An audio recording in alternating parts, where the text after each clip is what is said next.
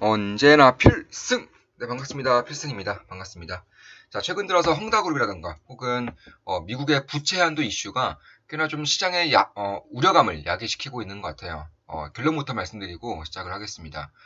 제가 봤을 때에는 역시나 기회입니다. 작년 3월 달에도, 작년 3월 20일에도 시장의 폭락이, 코스피 지수가 1,400대를 이제 찍었을 때 제가 여러 번에 걸쳐서 말씀을 드렸어요. 지금 시장은 탐욕을 부릴 때다. 탐욕을 부려도 되는 몇 안 되는 기회라고까지 여러 번 공개적으로 말씀드렸습니다. 오래된 제 멤버분들은 이제 다 아실 거예요. 저는 그 당시에도 계좌 손실을 보지 않았습니다. 저는 3월 그 증시가 폭락할 때에도 계좌 손실을 보지 않았습니다. 저 같은 경우는 2주에 한 번씩, 3주에 한 번씩 제 계좌를 국내 증시 계좌 그리고 해외 증시 계좌를 우리 좋은마음 기쁨력의 멤버분들에게 다 공개를 해드리기 때문에 절대 과장한다거나 거짓말 이런 거 할 생각도 없고 할 수도 없고 할 필요도 없습니다. 그런 것들을 봤을 때에도 저는 만약에 이번에 파동이 좀 시작된다고 해도 비슷한 기회로 이제 활용할 것이고 자산의 퀀텀 점프 기회로 활용을 할 것입니다. 제가 좀 간단하게 텔레그램방에 어떤 식으로 헝다그룹 이슈가 터졌을 때 분석을 해드렸는지에 대해서 좀 말씀을 드려볼게요. 지금 보시면 이게 9월 10일 글입니다. 9월 10일이면 이제 가장 하락 이슈가 불거졌을 때, 불거졌을 때를 이제 말하는 거죠. 이때 보시면 자, 미국 부채 한도 이슈도 그렇고 중국 헝다그룹 파산 이슈도 그렇고 별로 신경 쓰고 있지 않습니다. 중국 기업들의 파산 이슈는 더욱 심화될 것이라고 작년부터 말씀드렸죠. 저는 작년부터 헝다그룹에 대해서도 말씀드렸었고요. 중국 기업들의 파산 이슈가 점차 심화될 수밖에 없다라고까지 말씀을 드렸습니다. 자, 그저 잘 대비하고 잘 대응하면 됩니다. 기회가 될 뿐입니다. 금융 위기라던가 혹은 대공황이 아니고서는 이러한 파동적인 발작은 언제나 기회가 된다는 것을 알고 염두를 해두시고 투자를 하는 것이 낫습니다. 물론 대응은 당연히 해야겠죠. 대응을 안 하면 증시가 폭락할 때 내 계좌도 같이 폭락하기 때문에 다시금 기회가 왔다라고 한들 그 기회를 잡을 수가 없어요. 그래서 그 전에 대응을 충분히 함으로써 그 이후에 나타나는 변곡점을 베팅을 좀 세게 하는 거죠. 투자를 세게 함으로써 자산의 퀀텀 점프 기회로 활용하는 것이 굉장히 좋은 기회로 작용할 것이다. 작년 3월에 우리가 봤던 것을 그대로 지금 파동상의 경험을 하고 있다고 저는 보고 있습니다. 물론 그것보다 폭이 얼마나 더 클지 혹은 얼마나 더 작을지는 그 누구도 몰라요. 염두만 해두고 대응을 하는 겁니다. 구더기 무서워 장 못 담그는 일은 없어야 할 것입니다. 올해 9월 전후에 중형 사이클의 변곡점이 있는 만큼 커다란 변동성의 발생에 충분히 대비하고 있습니다. 제가 얼마 전에 이거 사이클, 100년 사이클, 주식 100년 사이클에 대해서 우리 필승 라이브 때 말씀드렸던 것을 공개 영상에서도 공개를 해드렸어요. 시간이 지나서 공개해드렸습니다. 추가로 버는 것보다 지금까지 번 것을 지키는 것이 더 중요한 시기입니다. 올해 연말까지 어떻게 대응하느냐에 따라서 내년 시작이 크게 달라질 것입니다. 올라도 좋고 내려도 좋습니다. 예측한 이슈인 만큼 잘 대응하는 일만 남았습니다. 참고로 전 9월 전후에 그런 파동이라던가 9월에 이제 조정장세, 9월 전후에 조정장세를 지속적으로 말씀을 드렸습니다. 우리 텔레그램방 멤버분들은 당연히 다 아실 거고 충분히 예상하셨을 거고 대비를 이미 다 마친 걸로 알고 있어요. 자, 커다란 변동성은 훌륭한 투자자들에게 10중 8구 기회로 작용한다는 것을 잊어서는 안 되는 시기입니다. 작년 증시가 40% 폭락했을 때도 계좌 손실을 보지 않았습니다. 큰 변동성이 발생한다면 제가 드리는 말씀들, 하는 행동들을 면밀히 살피시기 바랍니다. 의미 있는 하락이 나온다 한들 이번에도 별탈 없이 지나갈 것입니다. 지금까지 그랬듯 당연히 이번에도 기회로 활용할 생각입니다. 헝다그룹 이슈가 퍼지면서 전세계 금융위기까지 몰고 올 수 있다는 우려가 일파만파 퍼지고 있습니다. 부채 규모가 9월 21일입니다. 부채 규모가 약 355조 원이고 갖가지 엮인 것들이 많아 파산할 경우 역대급 위기가 터진다는 논리인데 글쎄요. 저는 9월 21일에 이미 이런 의견을 이제 말씀을 드린 겁니다. 말씀드렸듯이 딱히 신경 쓰고 있지 않습니다. 헝다빨 금융위기는 기후로 봅니다. 단지 9월 전후에 중형 사이클의 변곡점이 있기에 발생하는 파동이라고 생각합니다. 이렇게 말씀을 드렸었고 9월 11일이면 이날이죠. 딱 이날 이렇게 말씀을 드렸습니다. 언제든지 기회로 활용할 수 있는 그런 위기이자 기회로 저는 보고 있는 거예요. 설사 이 문제가 불거지더라도 딱히 걱정할 것이 없다는 거죠. 부채 규모보다 우선한 것은 언제 갚아야 하는 거죠. 올해 내에 갚아야 하는 부채가 더 중요합니다. 제가 한국의 대규모 대출 만기 일정에 주목하는 이유이기도 합니다. 헝다그룹이 공개하지 않아 개별 기업의 정확한 추산은 어려우나 중국 디벨로퍼들이 갚아야 하는 올해 총 부채는 혹은 갚은 올해 총 부채는 약 200조 원입니다. 이걸로 금융위기가 터진다는 건데 중국 경제 규모를 심히 평가절하한 것이 아닌가 싶습니다. 중국 부채 이슈는 작년부터 말씀드렸었고 꾸준히 지켜보고 있습니다. 이제 시작일 뿐이며 사이클 막바지로 갈수록 상상 이상으로 거대해질 것입니다. 참고로 2022년에 갚아야 할 중국의 디벨로퍼들의 총 부채는 사상 최대치로 약 600조 원입니다. 내년은 600조 원입니다. 올해의 3배예요. 올해보다 약 3배가 많죠. 200조로 나라가 망하면 내년은 지구가 망하는 건가요? 아니라고 봅니다. 중국은 부동산이 폭락하면 미국에 패합니다.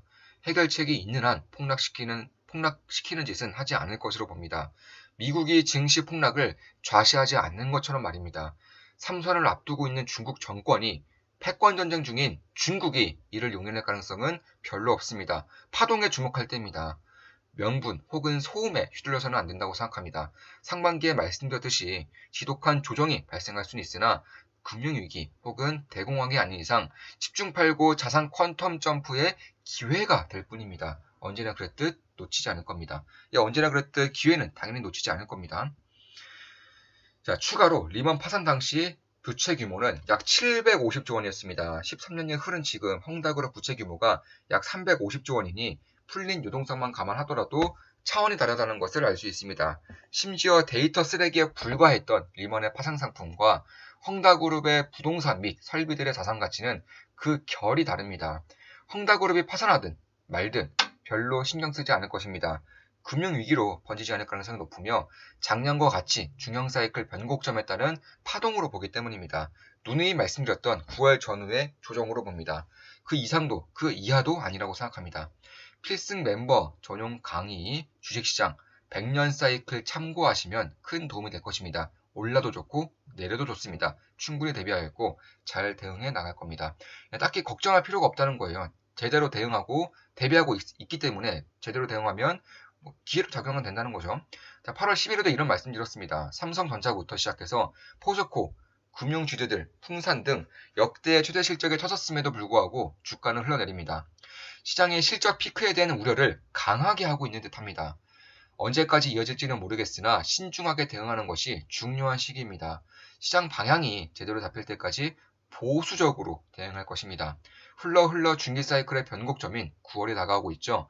9월 전후로 변동성이 꽤 커질 가능성이 높습니다. 지금 실제로 커졌죠.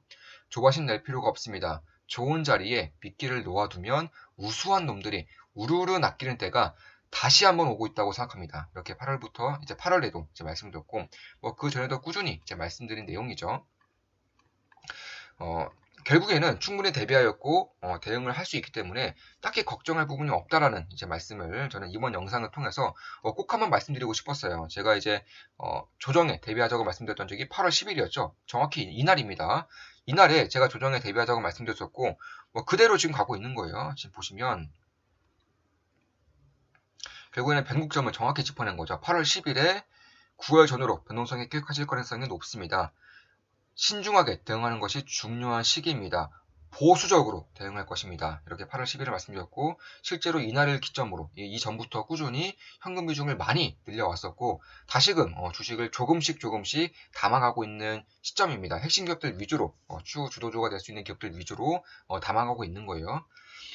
당연히 기회가 될 것이고 언제나 그랬든 저는 기회로 삼을 예정입니다. 자산의 퀀텀 점프 기회로 저는 작용이 될 것이라고 보고 있습니다. 그리고 우리 텔레그램방 멤버, 그러니까 좋은 마음 기분 나게 멤버분과 나눈 대화인데 잠시 좀 보여드릴게요. 자, 9월 9일이고 그러시군요. 그리고 전화투자 오늘 이야기 많이 듣는데 10에 9은 깡통 한 번씩 사본다고 하더라고요. 필승 사부님도 비슷한 경험이 있으신가요? 그때 필승님 생각했는데 필승님은 도저히 깡통 안 차셨을 것 같아서요. 참고로 우리 멤버분들 중에 이제 상당수의 멤버분들이 전업 투자를 좀 꿈꾸시고 계세요. 저한테 상담을 해 오신 분들도 꽤 되시고 그럴 때마다 이제 각자의 상황에 맞춰서 제가 좀 말씀을 드리고 있는데 물론 저 역시나 전업 투자자이기 때문에 올바르게 이제 상담을 드릴 수 있다라고 판단하기 때문에 상담을 드리는 겁니다. 제가 모르는 부분은 상담을 드릴 수가 없죠. 상담을 드리지 않기도 하고 없기도 하고 그렇습니다. 제가 전업 투자자이기 때문에 이 부분에 대해서는 상담을 드리는 거예요. 자, 저는 깡통 차본 적이 없습니다. 예, 저는 실제로 단 한 번도 깡통 차본 적이 없어요. 큰 손실을 내본 적도 없습니다. 라면 한 끼로 버티는 건 가능할 것 같은데 깡통 차는 건 돈도 돈이지만 자신감을 크게 잃어버리면 진짜 끝일 것 같아서 상상해보니 무섭더라고요. 물론 필승님이 계셔서 든든하긴 하지만요. 아, 그렇군요. 앞으로도 없을 겁니다. 손실 자체를 잘 안 봅니다. 예, 손실 자체를 잘 안 봐요. 우리 멤버분들은 다 아실 겁니다. 저도 깡통을 안 찰 수도 있다는 거군요. 그렇죠. 항상 마음가짐을 점검하셔야 합니다. 열에 9은 깡통 차고 9중 8은 거지가 됩니다. 많이 봤습니다. 네, 진짜 그렇더라고요. 그 땡땡인가 하는 유튜버 채널에서도 주위 동료분 10명 넘게 주식 단타로 고수익 내며 같이 으쌰으쌰 연락하다가 10년이 지난 지금 연락도 두절되고 혼자 남았다고 하더라고요. 맞습니다. 공감합니다. 맞아요. 필승님도 사람이신데 하락장이나 좀 우울하시거나 하실 때는 따로 스트레스 해소 방법이 있으신가요? 네, 주식에 더 집중합니다. 작년 3월엔 울면서 분석했습니다. 잠을 안 자니 어느 순간 눈물이 났습니다.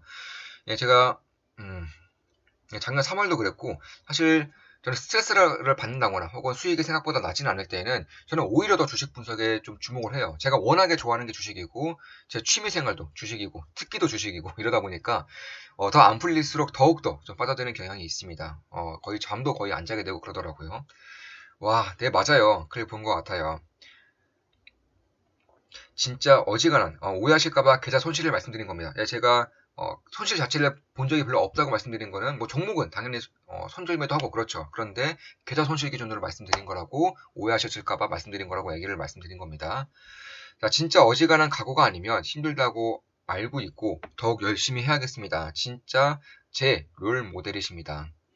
뭔가 동경하는 사람이 제 성향과 비슷하다고 생각하니까 희망도 생기는 것 같아 좋네요. 제가 식사 너무 방해드렸네요. 이 당시에 제가 점심을 먹고 있었습니다. 자, 좋은 하루로 되세요, 필승님. 아, 그리고 그거 블루 스크린 차단 안경은 사용하시나요? 괜찮습니다. 땡땡님께 도움 되었길 바랍니다. 예, 블루 스크린 안경 선물해 주셨습니다.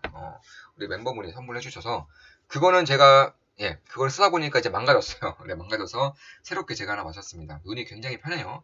이거 컴퓨터를 좀 오래 보시는 분들은 추천드립니다. 자, 그거 블루 스크린 차단 안경은 사용하시나요? 그거 부러져서 따로 사서 착용 중입니다.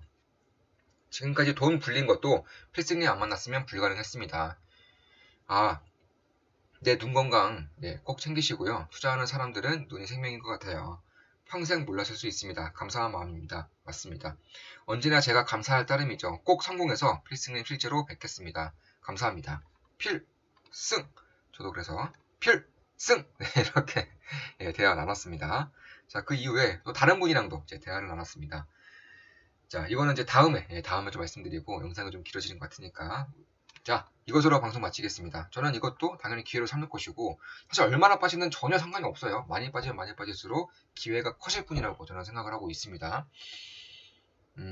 이러한 위기가 저는 금융위기라던가 대공황까지는 가지 않을 것이라고 보고 있어요. 결국 작년과 마찬가지로 파동에 의한 그런 변곡점을 만들 것이라고 보고 있고 올해 연말까지, 올해 12월까지 어떻게 대응하느냐에 따라서 내년부터 다시금 이어지는 사이클에서 그 첫 시작이 완전히 달라질 것이라고 저는 확신하고 있어요. 그래서 무조건 이번 대응에서도 기회로 삼으면서 자산 퀀텀 점프의 기회로 삼으시길 바라겠습니다. 자, 이것으로 방송 마치겠습니다. 지금까지 필승이었습니다. 앞으로도 좋은 분석, 좋은 기업 분석으로 찾아뵙겠습니다. 필승!